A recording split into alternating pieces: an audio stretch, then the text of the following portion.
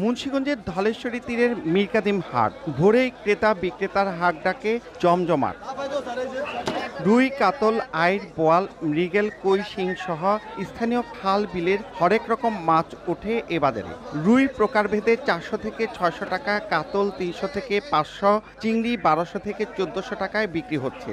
বাজারে মাছের রাজা ইলিশ ঘিরে ক্রেতাদের জটলা একটু বেশি, তবে ভরা মৌসুমেও আকাশ ছোঁয়া দাম এই মাছের। 2 দিন আগেও 1800 টাকা কেজিতে বিক্রি হওয়া বড় আকারের ইলিশের বর্তমান দাম 2300 টাকা। ক্রেতারা বলছেন ভরা মৌসুম আর ভারতে ইলিশ রপ্তানি বন্ধ থাকার পরও এমন দাম অযৌক্তিক। মাছ করার ক্ষমতার বাইরে আমরা যে মাছ কিনা খামু সেই সামর্থ্য আমাদের নাই। মাছের দাম বেশি হয়, কমায় দেন কিনে খাইতে দিই না। সিন্ডিকেট ভাঙার জন্য আরো পোক্তভাবে অনেক জোরালোভাবে করতে হবে, চেষ্টা করতে হবে। তবে বিক্রেতারা বলছেন আগের তুলনায় মাছ কম ধরা পড়ায় বাজারে কমছে না দাম। মাছের আমদানি নদীতেই মাছ কম, আমাদের যে ব্যাপারীরা মাছ নিয়ে আসে ব্যাপারীদেরই মাছ জালে মাছ ধরা পড়তেছে না। জেলা মৎস্য অফিসের তথ্য মতে নদী বেষ্টিত মুন্সিগঞ্জে প্রতি বছর 31,000 মেট্রিক টন মাছ উৎপাদন হয়।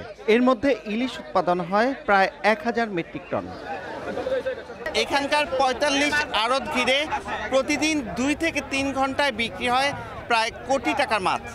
মুন্সিগঞ্জের মীরকাদিম থেকে নাসির উদ্দিন উজ্জ্বল, সময় সংবাদ।